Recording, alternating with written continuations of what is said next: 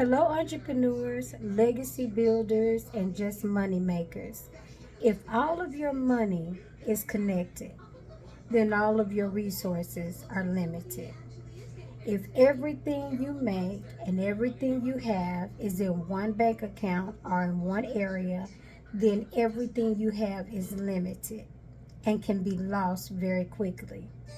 A lot of times when I'm talking to entrepreneurs or I'm helping potential entrepreneurs and I start talking about multiple accounts, they immediately get ready to shut me down and they talk about how they don't have enough money.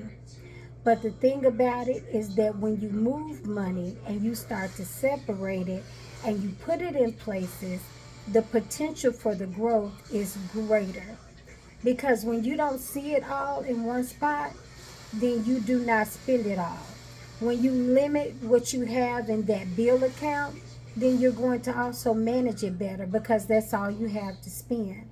It's about a mindset, and you would be surprised how separate accounts will help with the discipline, will help with you monitoring and managing so that now you're not spending everything that you have. In fact, you're able to watch it grow. Start a savings account. Just try it. $25 you put aside. The first thing, because most accounts will let, most checking and even savings accounts will let you begin with $25. The first thought is that you're not going to spend it because you got to at least have something to keep it open. And after a while of leaving it there, it becomes a habit. Anything that we do with our money is habitual. When you hear people say, I'm living from check to check, it has become a habit. And usually our spending habit outgrows the potential for income to come in. And when that happens, it becomes a habit and you have to break it. Whatever level you're used to spending on, if it changes by any, whether it goes up or whether it goes down, you watch your habits will go with it.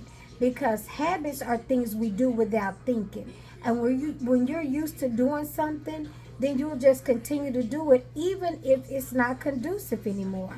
That's why it's so important to be intentional about your money. And the same way that we handle our money personally, we'll take that same mindset over into it professionally or in your business.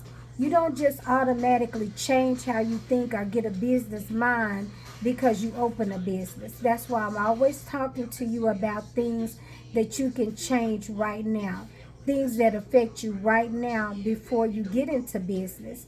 So you have to start thinking about those things. Change just a few of the ways you spend money. Have a bill account. That's just one account where you just take care of bills.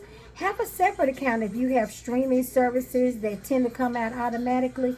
It will help budget and it will prevent overdrafts and going in thinking you have one thing in your account and it's already been drafted and now that balance is different. Begin to change some of your habits and spread the money around. Spread it out.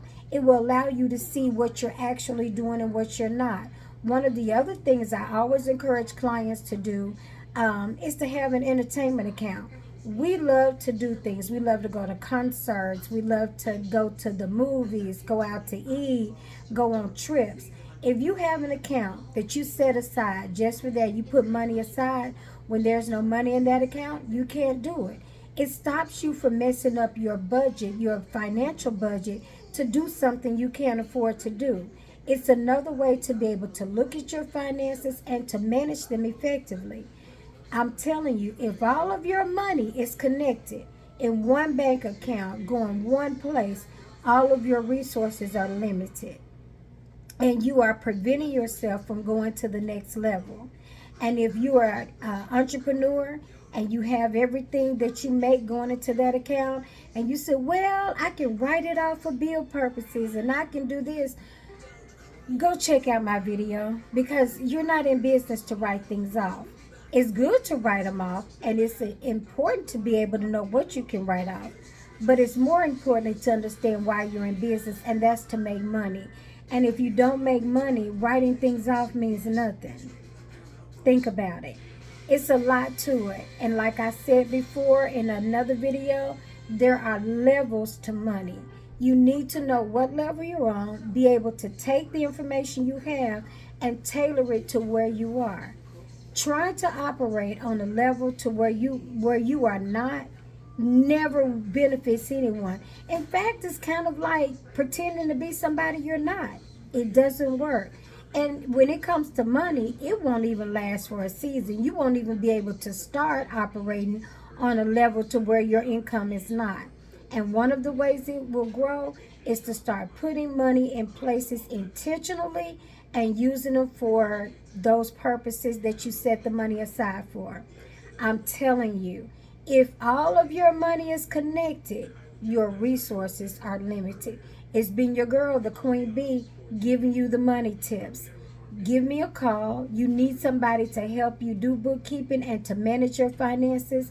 And it's better to start it before you go into business. That way, you will not start with bad habits, but you will start with very good structure and strategy. We're not trying to form new habits.